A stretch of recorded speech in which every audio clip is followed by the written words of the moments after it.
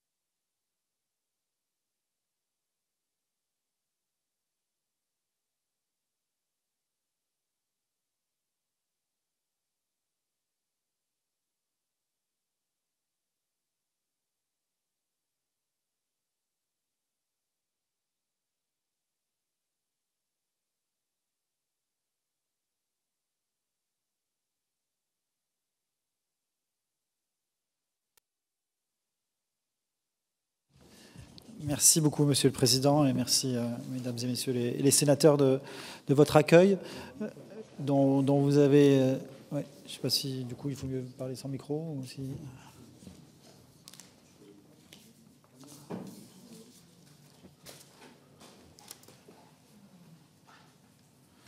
Est-ce que c'est mieux? Oui. En tout cas, pour nous, c'est beaucoup mieux. Il n'y a pas le retour. Oui, c'est bon. Merci beaucoup pour le confort de tout le monde. Je pense que ça sera mieux comme ça.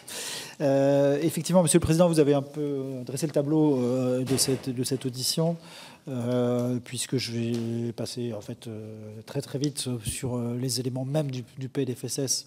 On pourra revenir, si vous le souhaitez, sur tel élément, mais peut-être assez rapidement souligner que c'est pas pour ça qu'il n'y a pas d'actualité sur les politiques dont la CNAF et la branche famille ont la charge. Et cette actualité, elle peut passer par d'autres vecteurs et d'autres canaux que ceux du PLFSS, ou traduire des éléments que vous avez parfois votés dans le précédent projet de loi de financement de la sécurité sociale. Et donc, il ne faut pas en traduire et en tirer la conséquence qu'il n'y a aucune actualité, encore une fois, et aucune volonté politique qui peut s'exprimer sur ce sujet, bien que, de toute façon, vous pourrez en discuter avec les membres du gouvernement en tant que tel. Effectivement, le PLFSS lui-même nous concerne que très ponctuellement et sur des éléments de complémentarité, notamment avec l'assurance maladie sur la C2S, notamment sur l'extension des publics bénéficiaires et la simplification des flux pour ce qui nous concerne sur ces sujets. On a été, si vous regardez le dossier de presse du PLFSS, on est concerné par des éléments qui n'ont pas finalement trouvé leur place dans le PLFSS lui-même, même si ça participe de la démarche d'ensemble au titre de la lutte contre la fraude, puisque c'est finalement des mesures d'ordre réglementaire qui seront mobilisées, notamment sur l'harmonisation des conditions de résidence des différentes prestations. Vous savez qu'aujourd'hui, il y a des conditions de résidence sur le territoire national différenciées selon qu'on parle des prestations familiales 6 mois, des aides au logement 8 mois, ou du RSA et prestations sociales 9 mois. Et donc, il va y avoir un alignement complet à 9 mois d'exigence de résidence en France, mais c'est par le canal réglementaire que ces mesures seront traduites. Mais le dossier de presse en faisait état parce que ça faisait partie d'une démarche d'ensemble du plan de lutte contre la fraude sociale, dont d'autres éléments peuvent être repris dans le PLFSS en tant que tel. On a d'ailleurs, sur les sujets de lutte contre la fraude, eu des éléments d'enrichissement dans le débat parlementaire à l'Assemblée, avec la création, en parallèle de ce qui se fait dans le projet de loi de finances, d'un délit d'incitation à la fraude sociale en l'occurrence. Et on voit qu'il y a ici ou là des actualités médiatiques ou sur les réseaux sociaux d'un certain nombre de personnes qui font des formes d'appel à l'incitation à la fraude, et qu'il était nécessaire de renforcer aussi l'arsenal sur ces sujets. Mais on n'est effectivement pas au cœur du réacteur de ce PLFSS en lui-même. Pour autant, forte actualité liée, on avait pu en discuter en amont devant votre commission avec ma présidente qui vous salue et qui n'avait malheureusement pas pu être présente aujourd'hui. Forte actualité autour de la convention d'objectifs et de gestion de la branche famille, puisque vous savez que l'ensemble des conventions d'objectifs et de gestion du régime général ont été renouvelées et qu'on a pu en juillet valider la convention d'objectifs et de gestion et le faire dans des conditions assez favorables avec un large accord de notre conseil d'administration autour d'une convention d'objectifs et de gestion qui est ambitieuse et sur un certain nombre de projets que je vais mentionner ensuite, notamment au titre de nos actualités, mais qui se voit doté d'un certain nombre de moyens d'action autour des enjeux d'effectifs des CAF, dans des contextes qui peuvent être parfois difficiles. J'y reviendrai si vous avez des questions sur ces sujets, mais vous vous souvenez que la réforme des aides au logement avait été une réforme exigeante pour le réseau des CAF et qui avait pu se traduire par un certain nombre de complexités dans le réseau. Et puis parce qu'aussi nous avons des projets importants à apporter, j'y reviendrai, donc des créations d'effectifs dans la branche famille, ce qui n'est pas arrivé depuis fort longtemps dans les conventions d'objectifs et de gestion. Et puis des moyens importants sur les politiques publiques autour de notre Fonds national d'action sociale, qui a vocation à augmenter de 6% par an dans la période, plus de 2 milliards, on passe de 6 à 8 milliards entre le début, la fin de la précédente convention d'objectifs 2022 et la fin de la nouvelle convention à échéance 2027. Et notamment autour de ces plus de milliards, il y a plus 1,5 milliard sur la petite enfance, gros enjeu que vous avez croisé récemment autour du projet de loi plein emploi du service public de la petite enfance et de la gouvernance locale autour de ces services publics de la petite enfance et du rôle de la branche famille posé dans le texte qui a vocation à être voté, d'accompagner, y compris financièrement et en conseil, les collectivités locales dans la montée en puissance de ces services publics de la petite enfance. Et cet accompagnement, notamment financier, il passera par les moyens de cette convention d'objectifs et des gestions. Et donc, même si le PLFSS n'en fait pas mention explicitement, il y a un autre texte qui porte sur le sujet, c'est complètement dans l'actualité parlementaire, et puis c'est complètement dans l'actualité financière, parce que les moyens qui sont à l'appui de notre convention d'objectifs et de gestion, ils sont retracés globalement dans le PLFSS. Donc c'est pour ça qu'on n'a pas besoin de dispositions législatives particulières, mais c'est incontournable, et le vote du PLFSS viendra appuyer cette dynamique positive en soutien des collectivités locales. Et si vous le souhaitez dans le débat, je pourrais y revenir, mais on est vraiment très engagé dans ce sujet de la petite enfance et le soutien à l'ensemble des acteurs sur ces sujets, à la fois sur le volet quantitatif pour adapter le volume et le nombre de places d'accueil et de solutions pour les familles, et sur le volet qualitatif, qui est un volet qui est évidemment très discuté en ce moment, et pour de bonnes raisons, et on viendra aussi apporter notre soutien sur ces sujets. Et donc, petite enfance très fortement, mais aussi enfance, jeunesse, parentalité, animation de la vie sociale. La nouvelle convention d'objectifs et gestion nous laisse des perspectives positives et dynamiques sur ces sujets qui sont indispensables compte tenu des acteurs que nous soutenons dans ces secteurs, de la difficulté parfois financière de certains de ces acteurs dans un contexte d'inflation, de difficultés d'attractivité des métiers. On peut en parler sur la petite enfance, mais on peut en parler aussi sur les secteurs de l'animation, par exemple. Et donc, on voit bien que nos enjeux d'accompagnement des familles, de conciliation de la vie familiale et de la vie professionnelle, il ne s'arrête pas à 3 ans. Il continue ensuite autour de la période scolaire, du périscolaire, de l'accompagnement des collectivités sur ces sujets. Les enjeux de jeunesse sont très forts et on le voit dans nos actualités récentes et pas toujours très heureuses aussi, mais il y a un accompagnement fort sur ces thématiques-là. La présence territoriale, l'animation de la vie sociale, les centres sociaux qui sont sur des territoires qui sont là aussi fragiles, très nécessaires, et notre soutien est, je crois, très utile pour que ces espaces puissent vivre. Et donc sur tous ces sujets, on a vocation à être au rendez-vous, bien évidemment, mais au rendez-vous de manière plus facilitée par des moyens financiers qui sont prévus dans le cadre de cette convention d'objectifs et de gestion. Donc ça, c'est une actualité évidemment très forte pour nous, la déclinaison de cette convention et ses différentes composantes. Et dans ces composantes, je voudrais citer quelques projets, si vous me permettez, Monsieur le Président, qui font écho, y compris à des votes que vous avez déjà réalisés et déjà donnés sur des textes antérieurs, mais que nous sommes chargés de traduire dans les faits, avec une actualité forte. Monsieur le Président, vous connaissez bien le sujet sur la déconjugalisation de l'allocation adulte handicapé, puisque vous aviez voté à l'été 2022 cette mesure parmi les mesures d'urgence pour le pouvoir d'achat, avec un débat que nous avions eu à l'époque sur le délai d'application de cette réforme ambitieuse et complexe.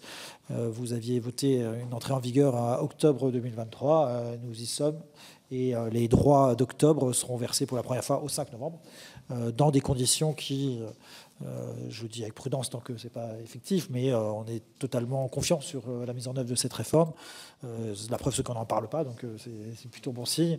Mais je voudrais quand même en parler parce que c'est quand même un travail très important qui a été effectué par les équipes, en lien avec tous les acteurs du secteur, pour traduire cette volonté politique très forte qui s'est exprimée et la traduire finalement assez rapidement par rapport à ce délai de mise en place, avec le souhait d'éviter des difficultés pour les populations et les publics qui sont concernés et qui ont attendu cette réforme depuis longtemps et qui avaient droit à une réforme bien conduite et bien menée, avec la complexité que vous connaissez, qui est de mettre en œuvre cette réforme et d'éviter des perdants dans cette réforme, et donc de mettre en place un système spécifique pour les environ 25-30 000, on va affiner maintenant complètement les chiffres, personnes qui auraient pu être perdantes dans la mise en œuvre de cette réforme et qui resteront dans ce dispositif de neutralisation tant qu'elles sont perdantes au dispositif. Donc c'est une réforme pas si simple à mettre en place, et je crois qu'il se met en place dans des bonnes conditions, et ça illustre aussi le travail et la mobilisation des équipes de la CNAF et des CAF. Vous mentionnez également dans nos actualités très prochaines la mise en place, normalement au 1er décembre, de l'aide d'urgence aux femmes, aux personnes victimes de violences conjugales. Je dis femmes parce que c'est évidemment souvent le cas, qui fait écho à la proposition de loi défendue ici par Valérie Létard et votée très rapidement et de manière très consensuelle au Parlement en début d'année. Là aussi, avec des délais relativement brefs de mise en place. Donc, on attend les textes réglementaires qui permettront de rendre complètement effective cette entrée en vigueur au 1er décembre. Mais de notre côté, nous sommes préparés évidemment à faire vivre ce dispositif et ce texte, qui doit être important pour donner cette aide d'urgence dans ces premiers temps de séparation, d'éloignement du domicile conjugal pour les femmes victimes de violences. Mentionner également, toujours au titre des textes qui sont dans votre actualité forte, tout ça pour vous démentir, Monsieur le Président, sur le côté, il n'y a pas d'activité sur nos sujets, même si c'est politique familiale au sens large en l'occurrence, puisque c'est le lien avec le France Travail et le projet de loi sur le plein emploi, puisque nous sommes concernés en deuxième cercle, j'allais dire, mais quand même très fortement par la gestion du RSA et le lien avec France Travail sur l'inscription de ces publics et sur l'accompagnement de ces publics et la fluidité qu'il faudra avoir pour faciliter les parcours des personnes concernées. Donc nous sommes partie prenante aussi de ce projet dès lors qu'il aura été voté, ce qui se rapproche évidemment, avec une entrée en vigueur prévue en 2025. Entrée en vigueur en 2025 également de la mesure que vous avez votée dans le précédent projet de loi de financement de la sécurité sociale sur le complément mode de garde, avec l'idée que parmi la logique globale du service public de la petite enfance, l'accès au mode de garde individuel en particulier souffrait d'un certain nombre d'inégalités financières, et de se dire qu'on devait pouvoir égaliser les restes à charge selon les niveaux de revenus des personnes et des familles, quel que soit le mode de garde qui est choisi, et donc faciliter ainsi les choses. Et donc c'est quelque chose qui a vocation à rentrer en vigueur là aussi à l'été 2025.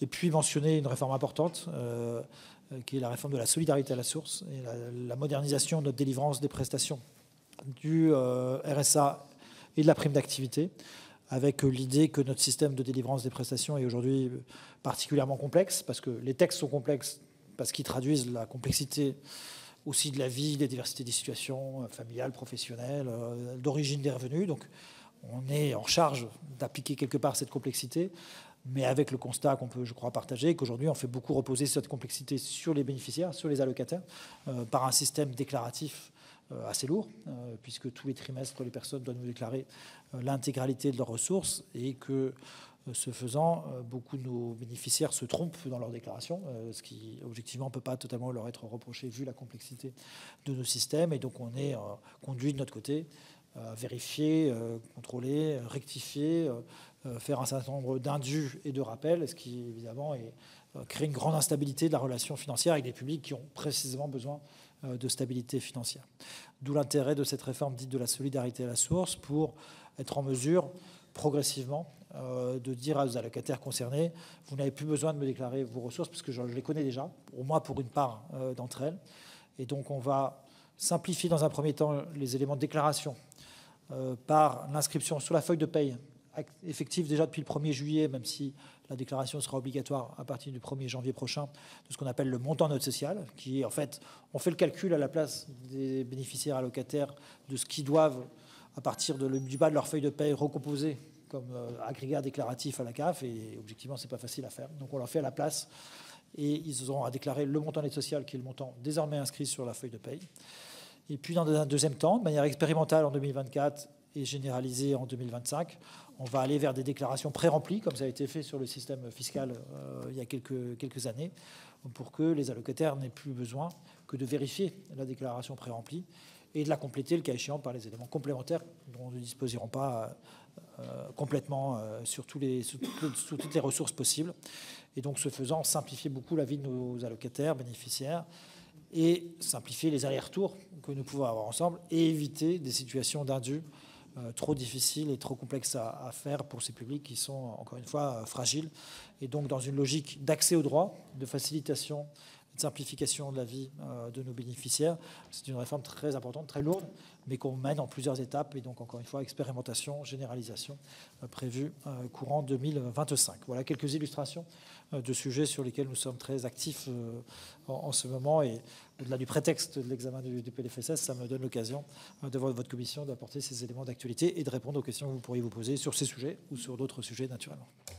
Merci, monsieur le directeur. Oui, on se rend bien compte qu'en réalité, l'actualité et l'activité est plutôt dense, même si en dehors du PLFSS. Et je souligne d'ailleurs tout particulièrement le travail sur la déconjugation de l'allocation du handicapé.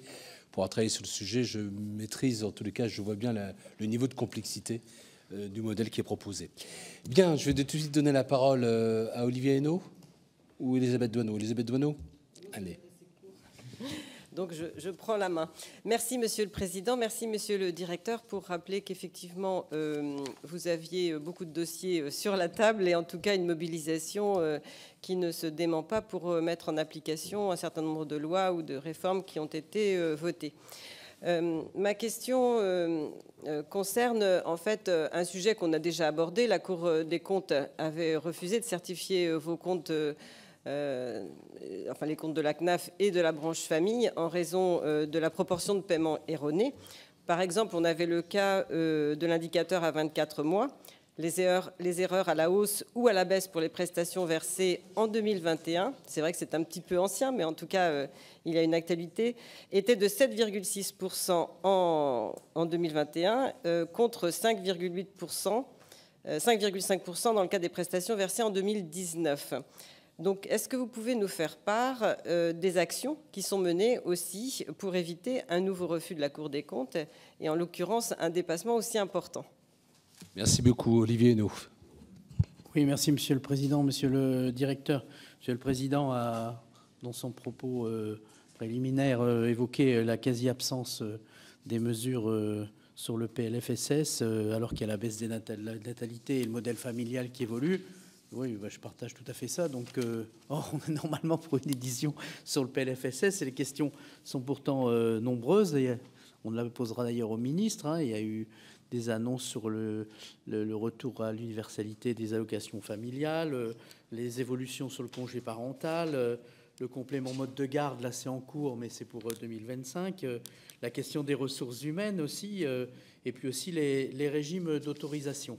Et donc, à partir de là, peut-être pas sur cette année même, se pose quand même la question sur l'excédent de la branche famille qui s'est réduit de 2 milliards d'euros en 2023 par un transfert artificiel de charges, et certaines réformes sont annoncées, je le répète, comme celle des congés parentaux, tandis que la COJ a prévu une trajectoire financière à la hausse pour les dépenses du Fonds d'action sociale. Et donc, ma question est la suivante, c'est la première.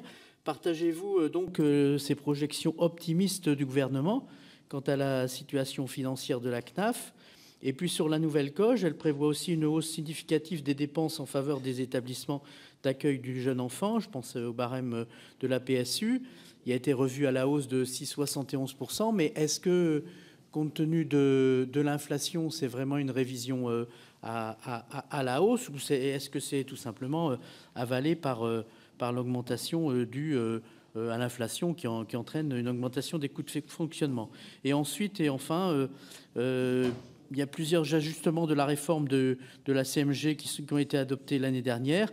Et quelles difficultés voyez-vous pour la mise en œuvre de ces nouveaux paramètres? Je vous remercie.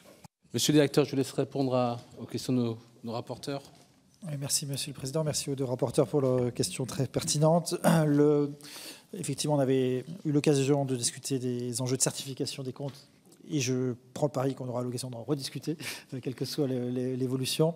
Peut-être sur la base de votre question, rappeler à l'ensemble des membres de la Commission qu'effectivement, nous avons un système qui génère, et j'y faisais allusion, un certain nombre d'erreurs déclaratives, c'est-à-dire que le sujet, c'est les erreurs de ce qu'on appelle les données entrantes, les déclarations de nos allocataires.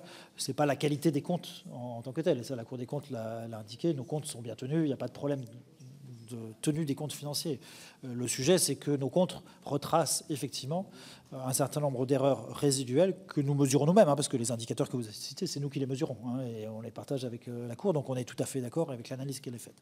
Simplement, bien redire que la dégradation que vous pointez, elle est réelle, elle est le fruit exclusivement d'un point de vue statistique, si on mesure les facteurs d'évolution, de l'évolution de notre panier de prestations versées.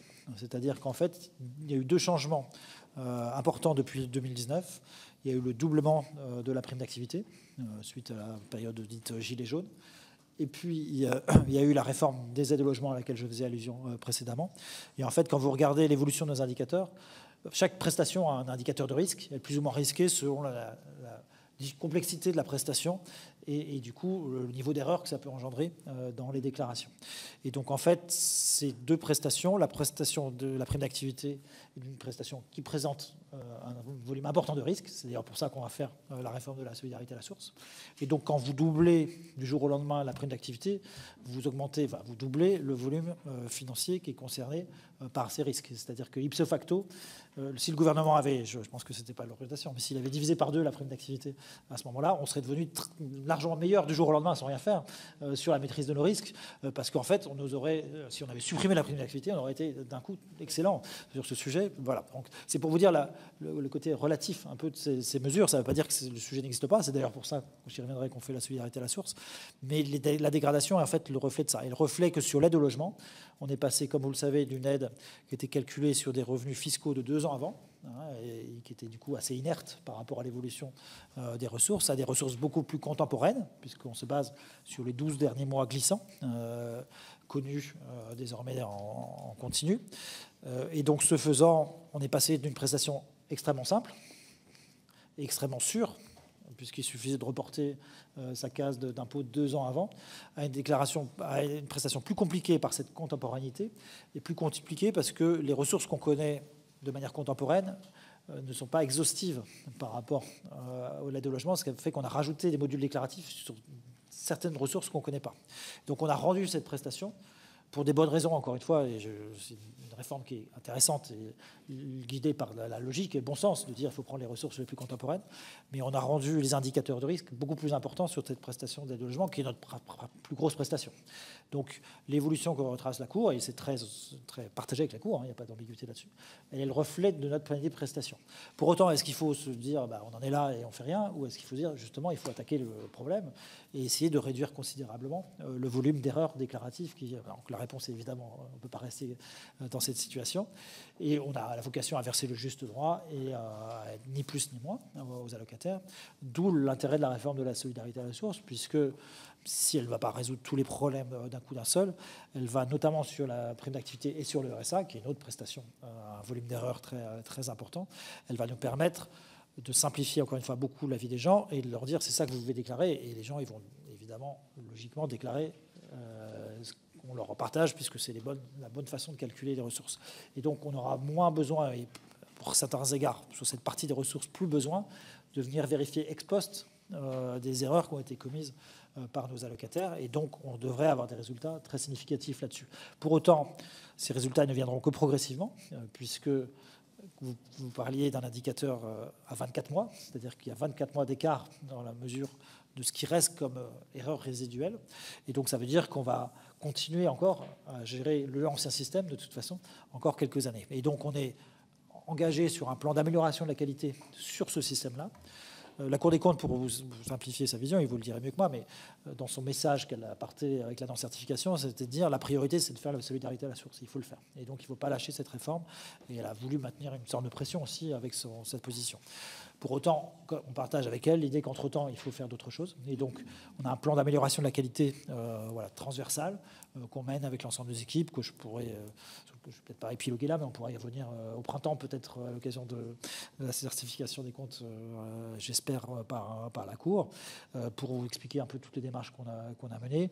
Simplement, ces démarches, elles doivent être aussi facilitées par le retour qu'on souhaite à de meilleurs indicateurs de qualité de service. Vous savez que depuis la réforme des aides au logement, on a eu 2 années assez compliquées et que dans ce contexte-là, on souhaite rendre le service le mieux possible, le plus vite possible, mais qu'on est aussi, dans ce contexte-là, parfois plus en difficulté pour faire des vérifications, des contrôles, etc., au même niveau. Donc là, le retour progressif à une meilleure situation, qui est actif, nous permet aussi de dégager davantage de moyens sur ces sujets. Donc ça fait partie des réponses qu'on pourra vous apporter et qu'on apportera évidemment à la Cour dans les discussions. Voilà, sur les sujets financiers, pour répondre au rapporteur, M. Hainaut, sur les projections du gouvernement, évidemment, on les partage, elles sont posées, elles sont assez claires. Vous avez cité l'évolution de l'année dernière, qui avait fait un différentiel relativement sensible sur ces sujets. La COG, elle est calculée au sein de cette trajectoire, et donc elle est conforme à la trajectoire qui vous est présentée, et elle nous permet une amplification de l'effort sur un certain nombre de sujets, comme je le mentionnais tout à l'heure, et comme vous le redisiez à l'instant sur les établissements d'accueil des jeunes enfants. Donc je pense qu'on a les moyens, dans la trajectoire qui est dessinée telle qu'elle est là, de porter une politique volontariste conforme à ce qui a été négocié dans le cadre de la Convention d'objectifs et de gestion. Alors, effectivement, quand on fait plus 2 milliards sur les 5 ans, plus 6% par an sur le Fonds national d'action sociale, ce mouvement, il est aussi nécessaire compte tenu des conditions d'inflation que vous décrivez. C'est-à-dire qu'on a connu des décennies avec des inflations beaucoup moins fortes. Et j'avais envie de renverser un peu le raisonnement. C'est-à-dire que si on n'avait pas fait cette évolution-là dans le contexte de l'inflation, on aurait eu du coup des secteurs placés en grande difficulté compte tenu des coûts, de l'évolution de leurs coûts, et puis l'évolution nécessaire des salaires pour accompagner et être attractif dans des secteurs qui ont parfois de la peine à recruter. Et donc, oui, on doit résoudre une équation qui n'est pas simple, mais que les montants qui sont prévus doivent permettre de faire, qui est à la fois d'accompagner l'inflation, d'accompagner l'évolution des salaires. En fait, quand on détermine nos évolutions, on le fait sur un indice mixte prix-salaire, et donc qui combine à la fois les effets d'inflation et les effets anticipés et souhaités sur les aspects salariaux. Accompagner des évolutions salariales, notamment dans les secteurs professionnels tels que la petite enfance, où le gouvernement a annoncé sa volonté d'accompagner avec nous et avec nos financements les revalorisations salariales que les branches professionnelles du secteur de la petite enfance doivent conclure dans les mois qui viennent pour améliorer, ça fait partie de la qualité, ce sujet d'attractivité des professionnels, de la présence des professionnels et de la rémunération du coût des professionnels. Et donc, accompagner ces mouvements-là, accompagner un développement quantitatif, et donc de faire davantage de places sur la petite enfance, de faire davantage de centres sociaux sur les territoires qui en ont besoin, de faire davantage d'accueil périscolaire dans les communes qui en sont dépourvues ou qui ne se sont pas assez développées, qui n'ont pas suivi le mouvement démographique. Et donc on a cette équation-là qui nous permet de faire ces différents mouvements simultanément en tant que tel. Donc on évolue. Les hausses sont nettement plus importantes que l'inflation stricte telle qu'elle est anticipée sur la période, pour répondre à votre question. Voilà. Et puis sur le complément mode de garde, effectivement, donc c'est une réforme qui a été votée l'année dernière, dans laquelle on est engagé avec nos partenaires et néanmoins amis de l'URSSAF, Caisse nationale, avec lesquels on travaille très étroitement, puisque en fait on partage le dispositif, y compris pour simplifier la vie des bénéficiaires et des employeurs de particuliers et emploi à domicile ou assistante maternelle. Et donc on est engagé sur cet exercice.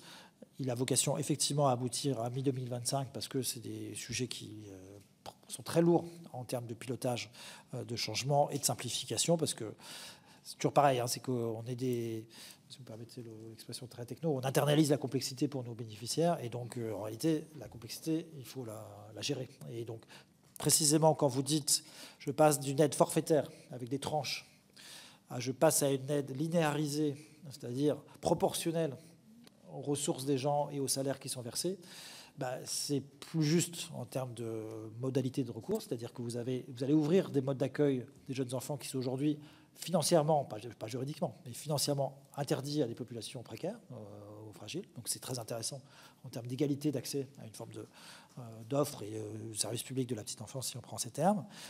Mais du coup, vous allez derrière avoir des formules de calcul beaucoup plus complexes qu'on va internaliser, encore une fois, les bénéficiaires ne la verront pas. Et donc, on doit gérer dans nos systèmes d'information. D'où le délai qui est posé, qui nécessite aussi des ajustements par rapport à quelles sont les évolutions et les impacts individuels pour les familles.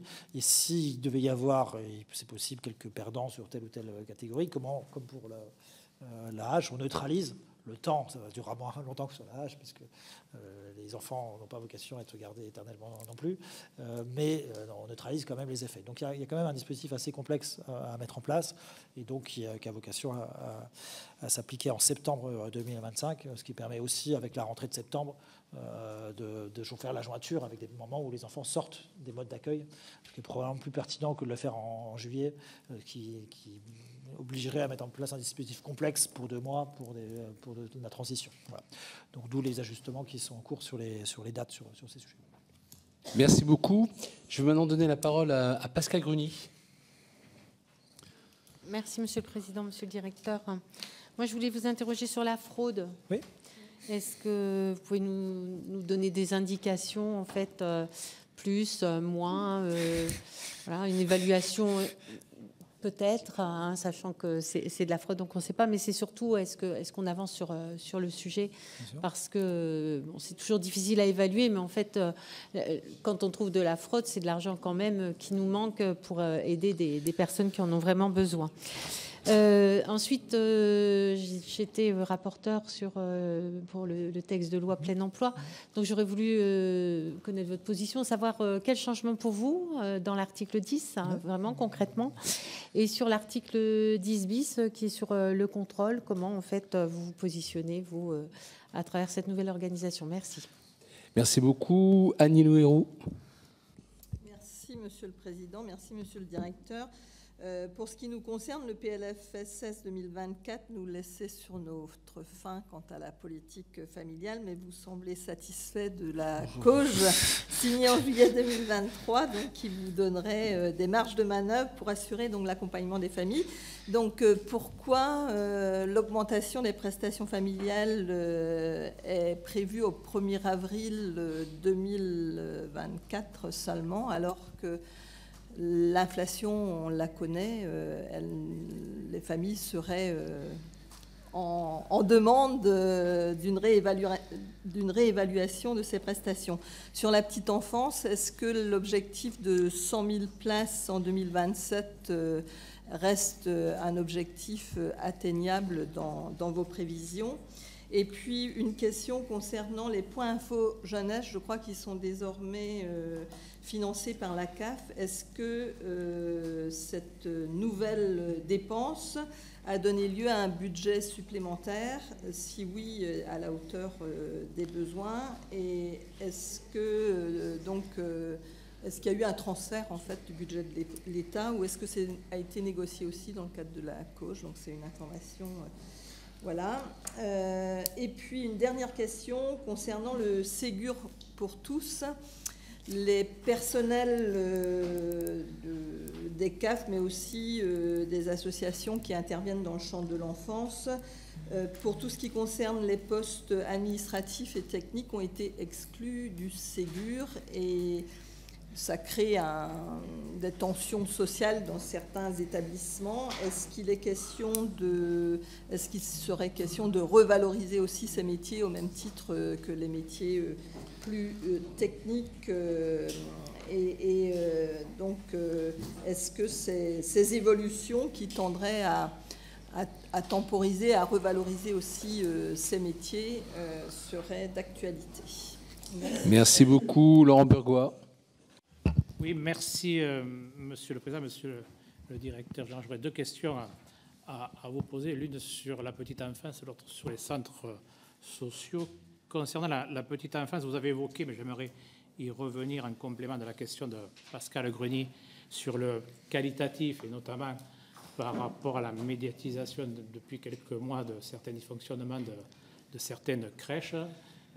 Quelles décisions la CNAF a prises ou compte prendre pour pallier à cela? Concernant les centres sociaux, avec l'expérience d'élu local que j'ai pu avoir, ne pensez-vous pas que, compte tenu des récentes émeutes qu'il y a eu dans notre pays il y a quelques mois, il serait intéressant de voir comment amplifier l'ouverture de certains centres sociaux dans les quartiers politiques de la ville avec une bonification que pourrait apporter la CAF du département par rapport au fonctionnement de ces centres sociaux. Merci beaucoup. Marie-Do Schleman. Merci Monsieur le Président. Monsieur le Directeur, merci pour toutes les réponses que vous nous avez apportées. 2 questions. La première concerne la petite enfance. Alors, peut-être que je vais vous prendre au dépourvu, mais vous pourrez nous faire parvenir les questions, enfin les réponses par la suite. Je voudrais connaître, s'il vous plaît, le coût consolidé de l'accueil, de la prise en charge d'un enfant à l'extérieur de sa famille. Alors, en prenant en compte, bien sûr, toutes les déductions, les différents compléments et les allocations, et les contributions de la CAF, et par rapport au coût de la prise en charge par sa famille, c'est-à-dire à travers le congé parental, pour avoir un peu une idée de ce que représente chaque modalité de prise en charge. Ma deuxième question concerne plus précisément l'accueil périscolaire et extrascolaire. Donc, parmi les objectifs de la Convention d'objectifs et de gestion 2023-2027 entre la CNAF et l'État figure l'ambition numéro 2 qui est de favoriser l'accueil périscolaire et extrascolaire des jeunes enfants, avec notamment le recrutement, ou en tout cas la mise à disposition de plus 410 animateurs qualifiés. Alors, nous intervenons tout cela intervient dans un contexte de raréfaction de la ressource en personnel d'animation qualifié, puisque les communes le subissent et le connaissent. Donc, 2 questions. L'enquête 2003 qui a été faite par l'Association des maires de France révèle notamment une forme de disparité entre les petites et les grandes communes en ce qui concerne la possibilité d'offrir à tous les enfants un accueil périscolaire et extrascolaire de qualité, avec la question du reste à charge qui reste pour les communes. Nous savons très bien que pour les grandes communes, on arrive à peu près à faire face, mais pour les petites communes, notamment celles de moins de 2000 habitants, c'est beaucoup plus compliqué. Ça pose une question d'égalité de traitement entre toutes les communes sur le territoire, d'une part. Et le deuxième point, c'est plutôt savoir sur la question du recrutement et de la disponibilité de personnel qualifié pour travailler dans les accueils de loisirs. Qu'est-ce que vous envisagez pour faciliter d'abord l'attractivité, améliorer l'attractivité de ces postes, d'une part, et puis faire en sorte qu'on ait davantage de personnel qualifié. Et le deuxième point concerne plutôt l'inclusion. Vous faites état d'un bonus financier inclusion handicap. Je sais que le président est particulièrement engagé et attentif à ces questions. En quoi ça consiste exactement? Et deuxième question, pardon pour toutes ces questions successives, comment vous le prenez en compte? Comment vous le prenez en compte quand on sait qu'il y a une dualité de recrutement entre l'éducation nationale et les communes d'autre part? Est-ce que vous ne pensez pas qu'une unification du process de recrutement serait plus facile pour mettre en œuvre cette politique d'inclusion dans l'accueil périscolaire, qui est une continuité éducative importante pour la prise en charge de l'enfant? Merci pour ces 2 questions. Qualifié. Quand on aime, on ne compte pas. Il faut toujours des preuves d'amour aussi. C'est ça. Oui. Voilà. Très bien. Merci, Monsieur le Président, Monsieur le Directeur. Merci pour cet exposé. Moi, je voulais revenir sur la CTG que vous aviez voulu, il y a 2 ans, généraliser, en tout cas au maximum, et signer avec les métropoles et collectivités.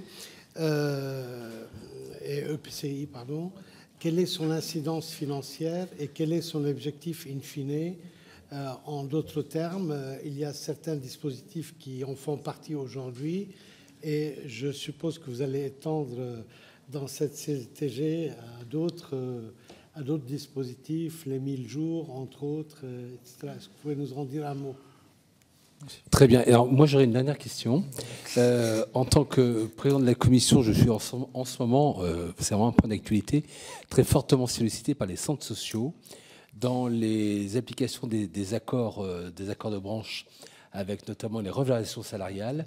Et la question qui est posée, c'est est-ce qu'il y a une aide financière prévue pour les accompagner dans cette transformation? Très bien. Merci, Monsieur le Président. Merci à toutes et tous pour ces 2 questions et demie auxquelles je vais essayer de répondre progressivement. Et si ce n'est pas le cas, vous me rappellerez à mes devoirs.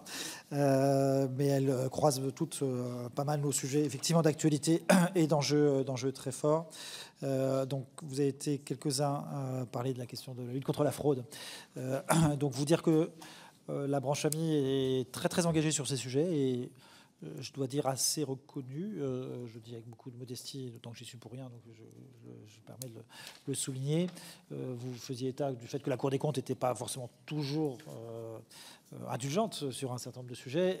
Et sur la lutte contre la fraude, elle est plutôt à saluer ce que fait la branche famille de manière générale, à la fois sur l'évaluation de la fraude, c'est-à-dire la quantification de la fraude. On a un modèle assez poussé, assez ancien désormais, et assez peu répandu pour avoir fait un échange autour du ministre chargé des comptes publics récemment sur ces sujets, d'évaluation de la fraude par des enquêtes et par des enquêtes aléatoires. C'est-à-dire qu'on va tous les 2 ans procéder à un certain nombre de contrôles exhaustifs de dossiers, déjà contrôlés ou pas contrôlés, pour évaluer l'impact de la fraude et du coup extrapoler son impact global, ce qui nous permet d'estimer à environ 2 milliards l'impact de la fraude de manière générale, ce qui est important sur à peu près 100 milliards de prestations, ce qui est beaucoup moins important que les erreurs qu'on a listées tout à l'heure. Hein, et on voit bien que le sujet, c'est pas pour relativiser le sujet fraude, c'est pour dire qu'on est dans un ensemble plus large de comment on fait le juste droit, hein, et que nos réformes que j'ai évoquées tout à l'heure, j'y reviens pas, vont nous aider à lutter contre les erreurs, mais vont aussi nous aider à lutter contre la fraude, parce que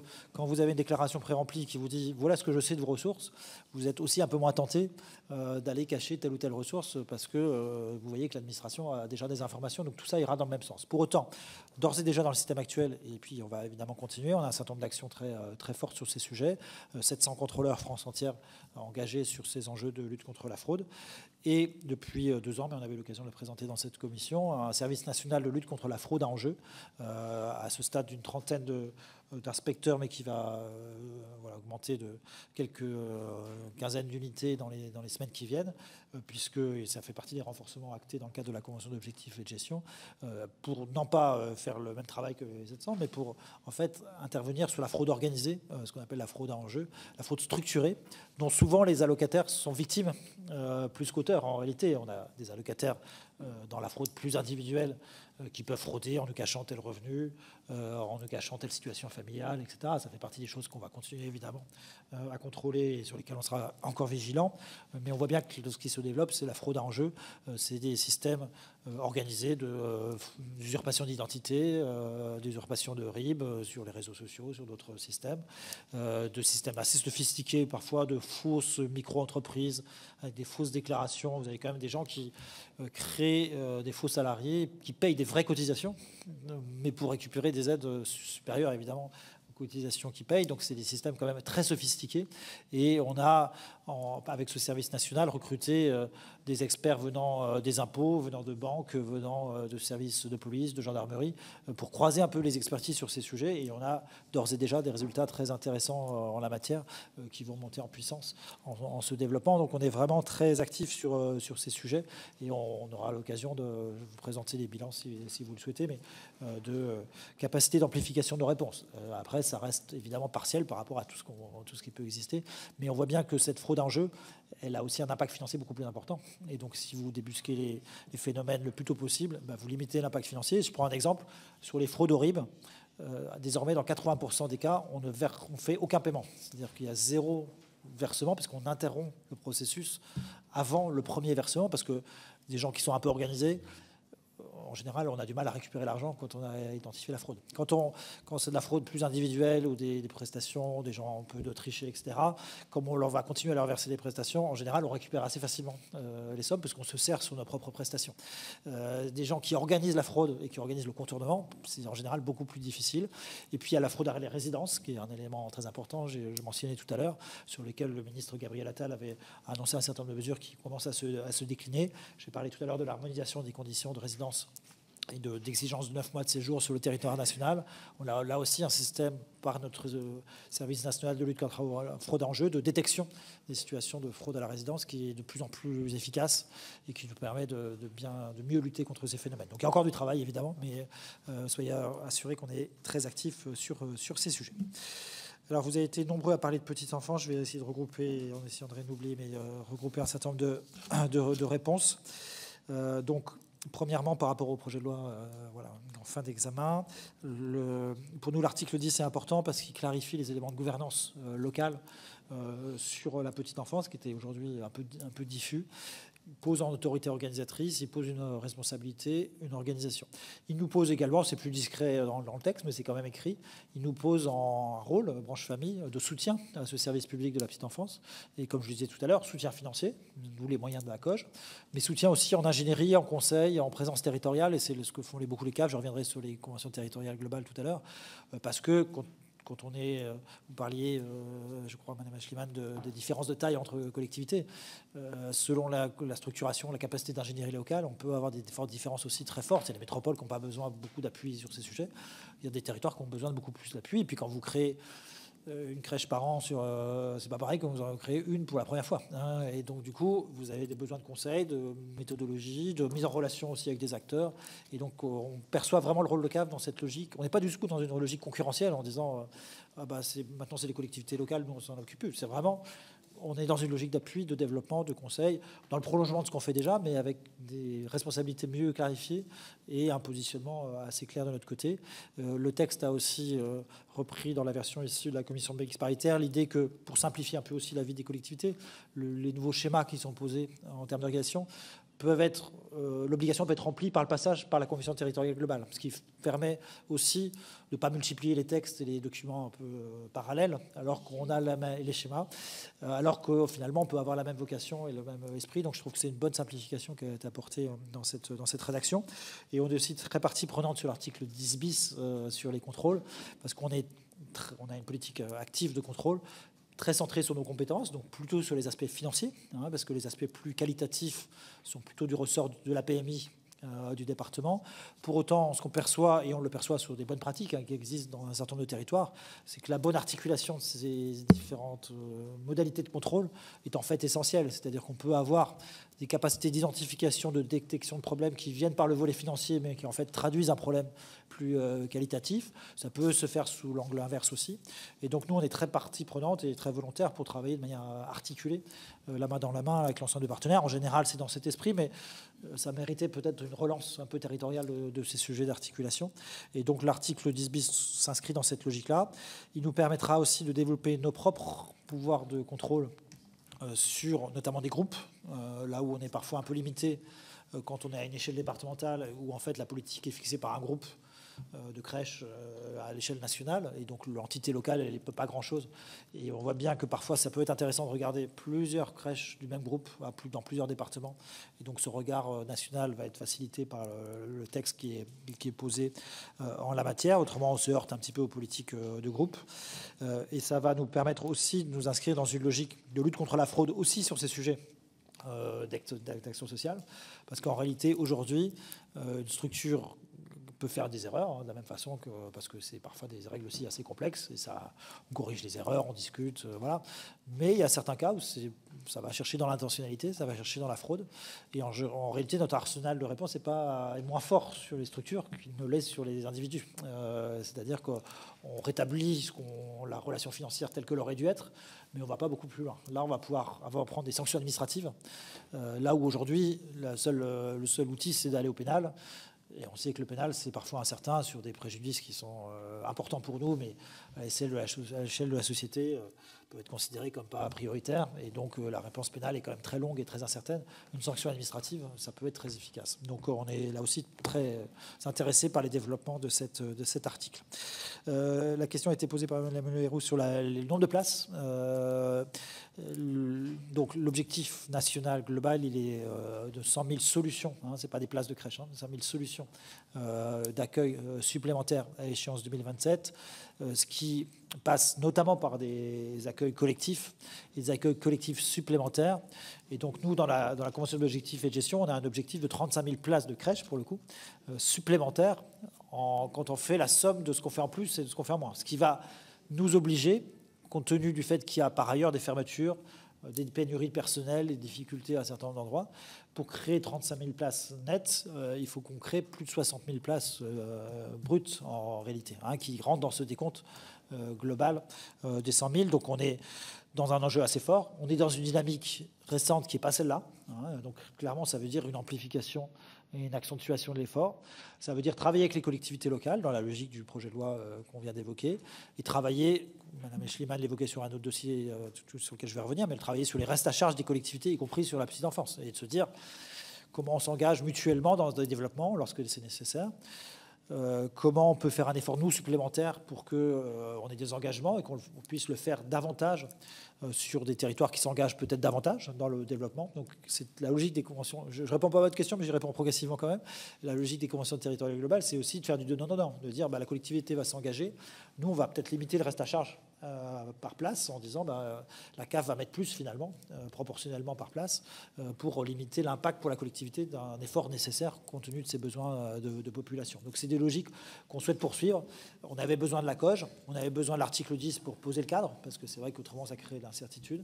Maintenant on va pouvoir s'employer dans cette démarche-là, mais qui ne sera pas facile pour des raisons financières certes, mais aussi beaucoup pour les raisons professionnelles, vous l'avez évoqué les uns les autres, de démographie sur ces métiers, qui ne sont pas évidents, mais on est très résolus sur ce sujet. Monsieur Bourgois parlait des sujets qualitatifs, hein, parce que là on parle du quantitatif, mais je vous le disais, le qualitatif est très important pour nous tous. On va développer un certain nombre de leviers financiers qui vont renforcer ce volet qualitatif dans notre soutien aux structures et aux collectivités que se développent. Donc, vous savez qu'on a un financement à l'activité, hein, qui s'appelle la prestation de service unique, la PSU, qui va continuer à augmenter dans la période, mais qui va être complété par une montée en charge plus rapide des bonus qu'on peut faire sur certains territoires, des bonus liés à la qualité, des bonus liés à la revalorisation des rémunérations dans les branches professionnelles, ce qui fait que ce qu'on souhaite, c'est qu'on rééquilibre progressivement les choses et que les parts liées à des bonus plus forfaitaires prennent une place plus importante dans les années qui viennent et donc aident à la qualité, parce que quand on a un financement direct sur la qualité ou un financement à l'amélioration des rémunérations, on contribue à ces logiques de qualité. Quand on vient sur les financements à l'investissement, à la réhabilitation d'un certain nombre de lieux d'accueil, on voit bien que ça contribue aussi aux conditions de travail et à la qualité.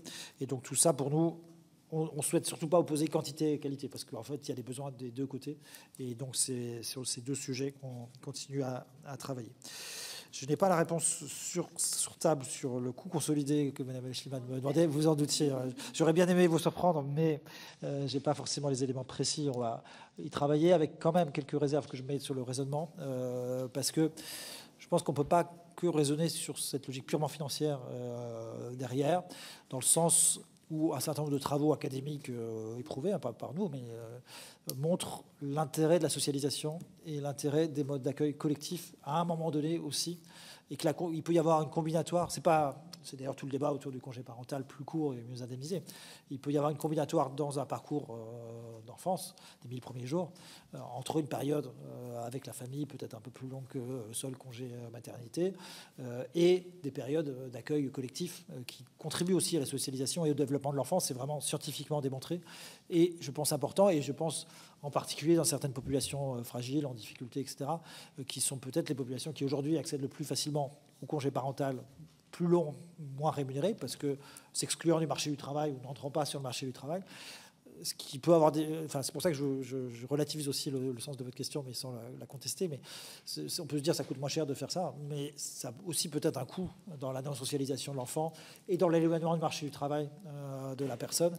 Et donc le raisonnement, il serait vraiment à raisonner à coût complet et avec des coûts qu'on ne peut pas complètement estimer sur l'impact pour la société de cet éloignement, je dirais. Mais on pourra travailler à quelques éléments complémentaires sur le... Tout à fait.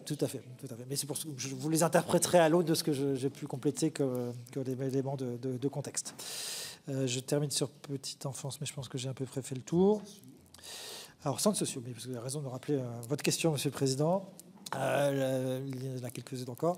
Le centres sociaux, oui, on est très partenaire évidemment de ce secteur. On est très impliqué dans le développement territorial des centres sociaux. On avait un objectif dans la précédente COG qu'on a pas complètement tenu, pas pour des raisons qui ne tiennent qu'à nous, mais sur lequel on a quand même très significativement avancé, qui est de couverture notamment des territoires fragiles, quartiers prioritaires de la politique de la ville, par des lieux, centres sociaux, espaces de la vie sociale. Et c'est un des sujets sur lesquels on a connu des résultats quand même très intéressants.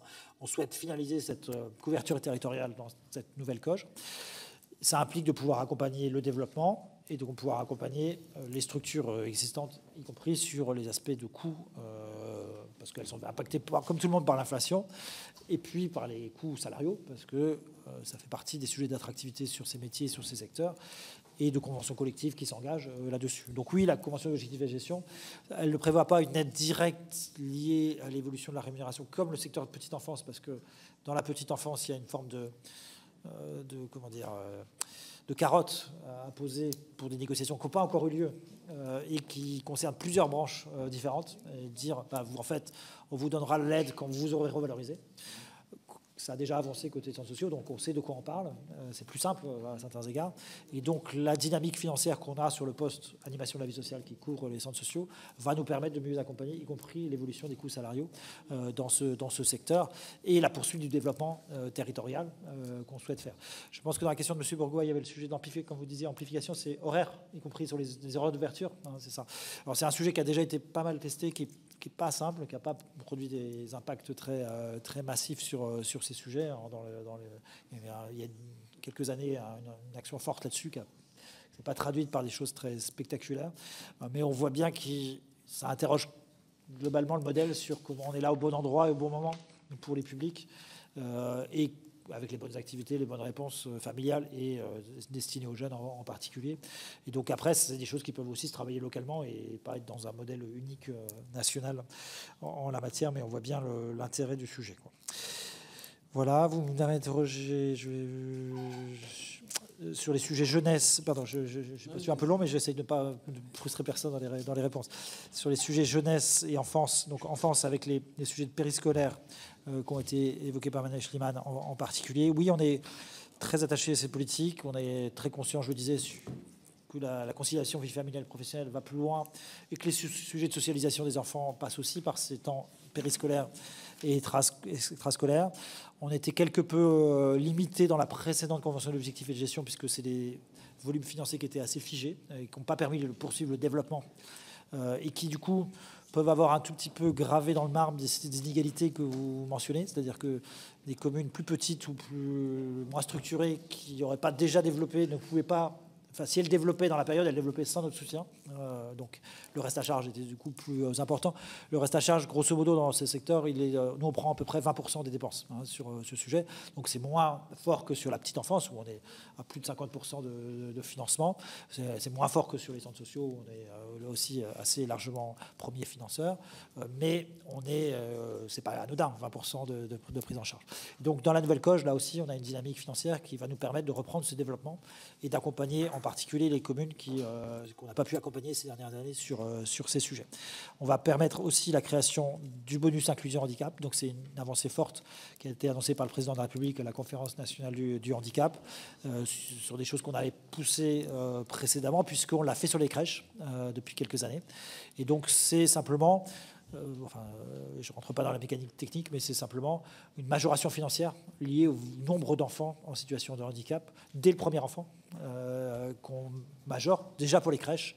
On l'avait expérimenté sur quelques départements sur les accueils de loisirs sur la précédente COG. On voulait le généraliser, ça a été décidé, c'est prévu dans la COG et donc ça va pouvoir se mettre en place dans les semaines qui viennent.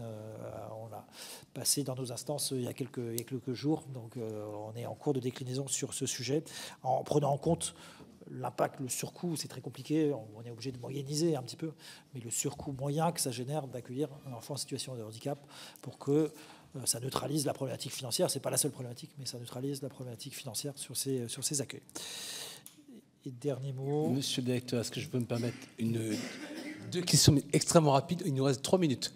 Elle est toute petite, ma question. C'est simplement pour rebondir sur les propos que vous avez tenus tout à l'heure concernant la fraude et pour rebondir sur la question de ma collègue Pascale Gruny. Je voulais savoir quelle était la part du budget qui était consacrée aujourd'hui au contrôle de la fraude.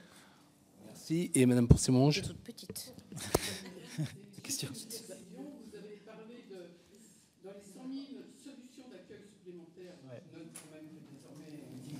ça. Il y avait 35 000 crèches nettes, puis après vous avez dit qu'il en faut 60 000 crèches brutes pour avoir, in fine, 35 000 crèches nettes. Et vous avez dit, dans les 100 000, c'est 60 000. Les 60 000 sont dans les 100 000. Oui. Ça veut dire qu'on n'a que 75 000 solutions d'accueil supplémentaires nettes. Non. Si, dans les 100 000, c'est les 60 000. Bon, allez. La réponse serait plus longue. Monsieur le directeur. Très court. Il y avait une ou deux questions que je n'avais pas répondu de Mme Le Héroux sur la revalorisation des prestations familiales. C'est prévu comme ça. C'est un sujet plutôt du gouvernement, si vous le souhaitez poser la question. Mais on respecte les dates qui sont prévues. Les PAEJ, ça s'est fait sur les plans d'accueil écoute jeunes, c'est fait sur la précédente convention d'objectifs et de gestion, la bascule.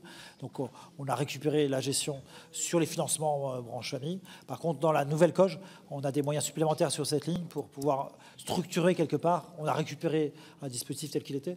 On va structurer une doctrine nationale et une règle nationale, une stratégie comme on l'a sur les autres secteurs, qu'on n'avait pas encore faite précédemment sur ce secteur. Donc ça va être des développements intéressants, je pense, sur cette thématique-là. Et sur le Ségur, globalement, il n'y a plus de généralisation des Ségur. Sur les personnels CAF, puisque vous parliez des personnels CAF, nous, on a un projet, une volonté de négocier la classification, la convention collective, quoi, grosso modo, dans le secteur de la sécurité sociale de manière générale, avec en tête certains sujets issus du Ségur, notamment sur les travailleurs sociaux, parce que ça fait partie des enjeux qui étaient portés. Sur le sujet fraude, je ne peux pas vous répondre là non plus précisément. Je vous ai dit 700 contrôleurs, par exemple, sur 35 000 salariés, grosso modo. C'est pas anodin. Voilà, sur la part du budget, je pourrais vous répondre plus précisément. Sur le décompte, je ne suis pas sûr d'avoir bien compris votre calcul, mais simplement, grosso modo, il y a des modes d'accueil collectifs, il y a des modes d'accueil individuels. Voilà. Dans ce qui relève des modes d'accueil collectifs, on va compter de l'ensemble des créations, parce qu'en fait, créer une place, c'est un effort considérable. Et donc, on va compter de l'ensemble des créations brutes, quelque part. Donc, de l'ordre de 60 000 parmi les... Voilà. Et après, il y a de l'accueil individuel. Non. C'est ça que je n'ai pas compris. Non. Mais on pourra prendre 5 minutes à côté si vous le souhaitez. Monsieur le directeur, merci. On a un timing un peu serré. Oui, bien sûr, mais j'étais un peu bavard. Mais on va accueillir Madame la ministre. Heureusement qu'on n'avait pas d'actualité. Non. Merci beaucoup.